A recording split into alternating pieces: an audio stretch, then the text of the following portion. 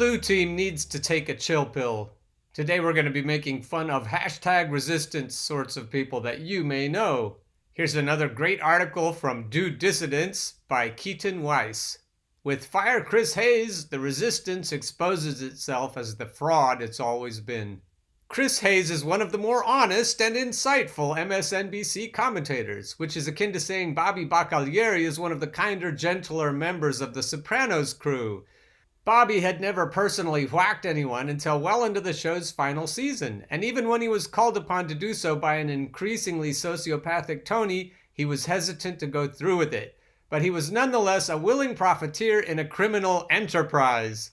Hayes, in holding down a primetime slot for a round-the-clock propaganda network like MSDNC, is no more innocent than Bobby, proportionally speaking, of course. He could get a real job and make an honest living in an outlet like The Nation, where he once wrote, but he knows TV is far more profitable, and conveniently, Comcast's blood money gets transmitted via direct deposit. No briefcases or duffel bags necessary. Last night, however, actually it's been a couple of days now, took me a while to get to this, so sorry about that, Keaton. Last night, however, Hayes did a little freelancing. He opened up his own shop and went against the family. He dared to honestly cover the sexual assault allegations of Tara Reade against presumptive Democratic nominee Joe Biden. He said the following. There have been moments, I think for many of us, all of us, when we have heard about accusations against someone that we find ourselves desperately wanting not to believe. Whether that is because we have some personal admiration for the individual or their work, or political admiration, someone on our quote-unquote side. But part of the difficult lesson of the Me Too era is not that every accusation is true and everything should be believed on its face, but that you do have to fight yourself when you feel that impulse. You have to do that in order to take seriously what is being alleged and what the evidence is and to evaluate it. And that is the case with the accusation by a woman named Tara Reade against Joe Biden. He continued by narrating a timeline of events and accounts that those of us not brainwashed enough to be watching his show in the first place are already familiar with, because they've been covered extensively at this point throughout not just independent media, but in outlets like the New York Times and the Washington Post as well. He recounted Reade's original claims of harassment, followed by the alleged assault, as well as the Biden camp's vehement denials of said accusations. He then mentioned the new development in the story, an on-the-record statement by Tara's former neighbor recounting that Tara had in fact told her of the assault back in 1995 or 1996, shortly after it allegedly happened. He then went on to confirm that his own network had done their due diligence by confirming this for themselves. He said, NBC News reached out to Reade's neighbor, who later confirmed by text message the story. This on-the-record reporting from a neighbor, a roughly contemporaneous relaying of the story, has rightly occasioned a new round of coverage and scrutiny. Within minutes, Fire Chris Hayes was trending on Twitter. Here's just a tiny sample of the discourse. Biden Brigade. I have zero tolerance for journalistic jokes like Chris L. Hayes. My goal from now until Election Day is to organize to get him fired. Here's from Hobo Don't Drink Clorox Cat.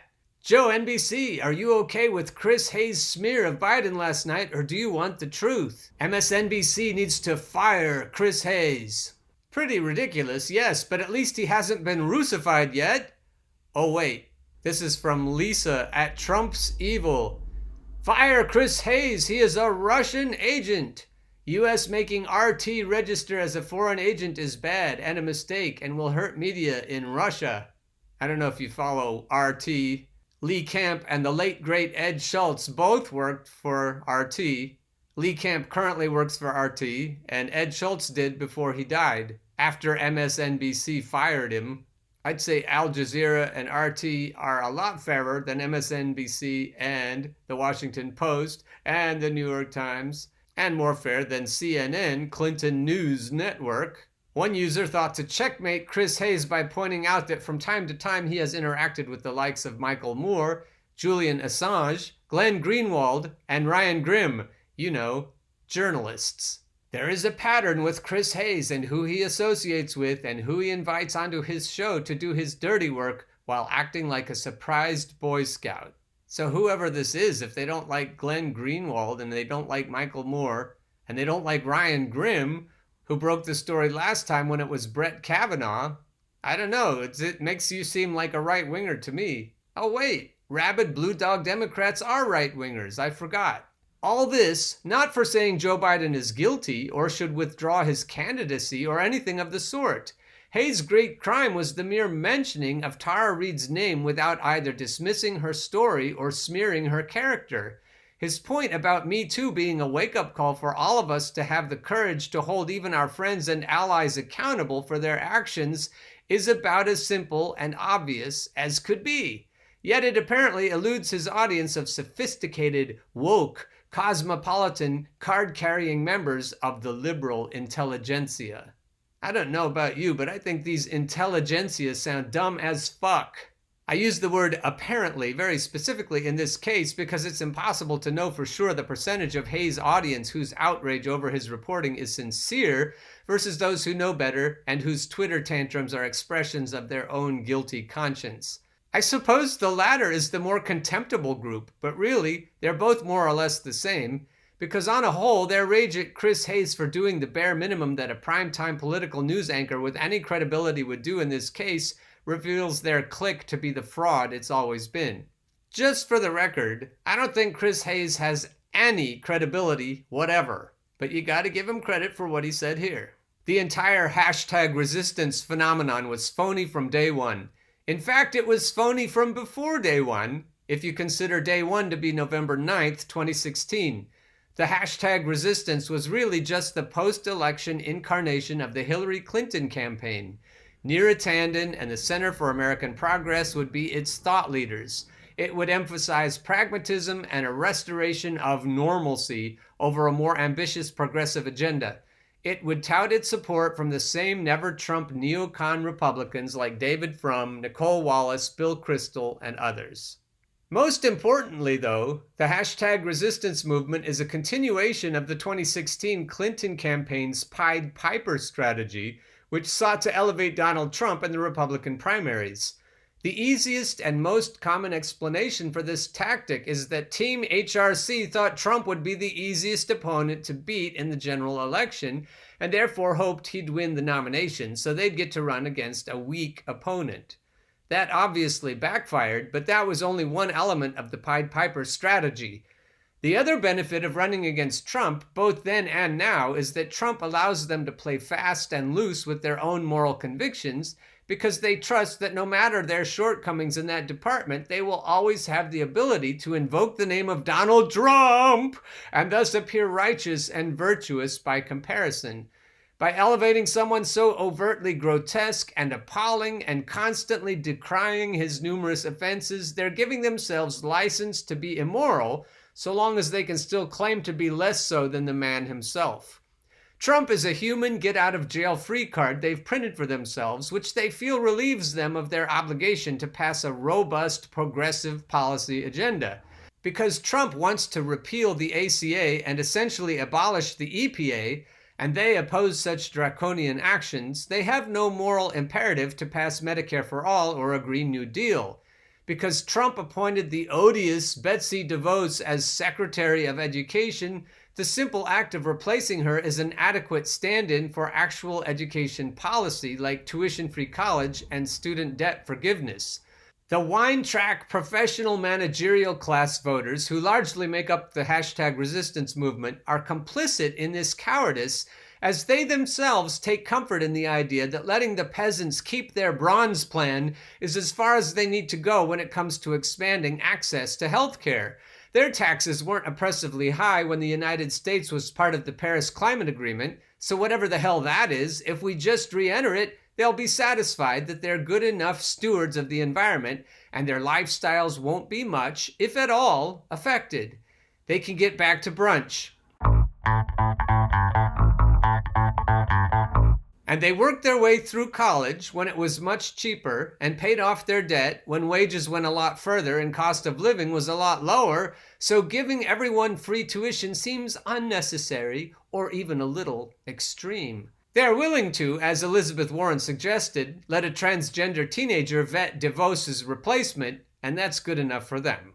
The same moral flexibility they've given themselves in the policy realm can also be applied, perhaps even more so, to the personal behavior of those entrusted to protect and prop up the centrist, austerity-light agenda they've embraced.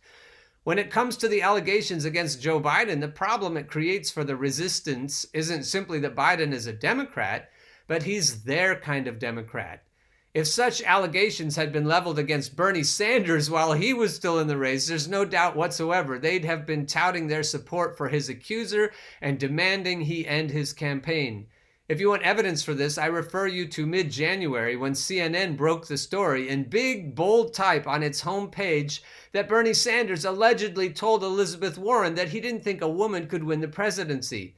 Not only was the corporate media quick to run with this narrative, but Neera Tanden herself tweeted the following in response to those who questioned Warren's claims. Ooh, I hadn't seen this one yet. From Neera Tanden. Believe women unless it doesn't work for your ambition. Apparently. Ooh, that woman is evil. So their first priority, obviously, is to defeat progressives, because even setting aside that our agenda is a threat to their material wealth, our very presence in the political arena punctures the moral cover they've created for themselves by spinning a version of reality in which Donald Trump is the source of all evil, and simple opposition to him is all that's required for salvation. After all, retweeting Alyssa Milano is a lot easier than a camel passing through the eye of a needle.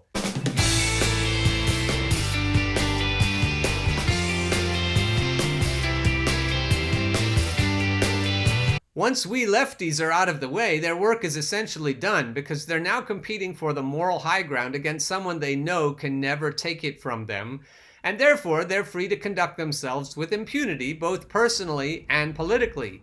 Because Trump is evil, and they're the only ones, the resistance, along with their chosen candidate, Joe Biden, standing between us and another 4 years of a Trump presidency, they make the case that any and all opposition to them is actually in service of a greater evil, because by tearing them down, we're elevating Trump. What they don't tell you, of course, is that they're the ones who elevated Trump in the first place, and that they've repeatedly and ruthlessly undermined any robust political movement that could actually prosecute a moral case against him with any credibility. Chris Hayes is more or less in on this scam, which is why they feel so betrayed that he's defied them, even as meagerly as he has. Here's the quote I would highlight. By reminding them of the supposed lessons of the Me Too era, he's committed the grave offense of holding the resistance to a moral standard higher than the one they've set for themselves, Donald Trump. Ding, ding, ding. There's not as much room to maneuver in that space, and so it's understandable that they would lash out like the cornered animals they are by calling for him to be fired, which is quite ironic behavior for a group of people who freaked out over Trump's revocation of Jim Acosta's press pass. So you see, this is all of a piece. The resistance is one big fraud from top to bottom, from the network executives at MSNBC all the way down to the viewers. Did you hear that, viewers? From the Center of American Progress Brain Trust to the last person on their email list, from Joe Biden himself to the rank-and-file blue no-matter-who voters. This, of course, isn't to say that every person involved is of ill will. Many of them aren't, but the entity itself on a whole is one big fake. The Fire Chris Hayes campaign proves so beyond any doubt. But wait, it gets worse. But here's the thing, it might even have gotten worse today, because a direct Biden surrogate and delegate to the 2020 Democratic National Convention is calling on the FBI to investigate any journalist that dared to speak about Tara Reade in a positive or even-handed manner. Lindy Lee earlier today said that, quote, now that Tara Reade's story has completely imploded, it hasn't imploded, by the way, but that's what she's saying, I hope the @FBI investigates Nathan J. Robinson, Katie Halper, and Ryan Grimm for their role in this fraud. Tara, or whatever your actual name is, you have gravely harmed real survivors. And what she's doing there is not only calling Tara Reade a liar, which, whatever, people are divided on this issue. Some people think she's telling the truth, some people aren't. But she's calling on the FBI to investigate, to basically go after 3 particular journalists for daring to help Tara Reid tell her story when most mainstream outlets wouldn't do it. Katie Halper, Ryan Grimm, Nathan J. Robinson, without them, Tara Reid would have never gotten to tell her story. And for Lindy Lee and a lot of Biden fans, that's why they are dangerous. And that's why the state, the police, the cops, whatever, should bear down upon them for daring to speak ill about Joe Biden, even though all they were doing was help Tara Reid tell her truth. And this is not just a Biden stan. Listen again to who said this. Because a direct Biden surrogate and delegate to the 2020 Democratic National Convention, I've gotten to know some of these people pretty well, and that one surprised even me. The Biden media, the Biden surrogates, the Biden delegates, Biden fans, Biden bros on social media effectively are demanding that these people be potentially arrested for daring to do journalism. For all of these people who, worry about Vladimir Putin and suggest that anybody who is, talking bad about Biden is secretly in the pocket of Putin in Russia, they are the ones sounding like they want some sort of authoritarian response to journalism that disagrees with them and that doesn't make their particular political candidate look good. Maybe it makes them look bad to some degree. That's what's happening here. And Lindy Lee is not the only example. There are plenty of examples from random people who are verified Biden supporters on social media saying these things, also suggesting that Tara Reid herself needs to be investigated, almost as if to say that not only is she wrong, but the state should bear down upon her, punish her, lift her up as an example of what we should do to women who dare lie about good men like Joe Biden. That's what they're asking to do. Lisa Lehrer from the New York Times even noted that Tara Reid had to cancel an interview she was going to do about her story because there were threats being levied against her and her daughter by Biden supporters. That's what's happening right now. Whoa. Tara Reid and journalists who dared to cover her are being threatened by being canceled or being fired or even being spied upon by the federal government. That's what Biden supporters want right now. That doesn't sound like a rational campaign or rational movement. That doesn't sound like a campaign that opposes the Putinism of Donald Trump. That sounds like Donald Trump's open hostility and the Trump movement's open hostility to any form of journalism that doesn't agree with them. That's the Biden campaign. If they want to make an argument to the American people, to progressives that aren't sold on their campaign yet, that they are better than Donald Trump, when they act like this, they sure as heck aren't showing it. So if you have any friends in real life or on your social media feeds like Lindy Lee, let me know, because we need to work together to make sure that this sort of rabid tribalism gets called out.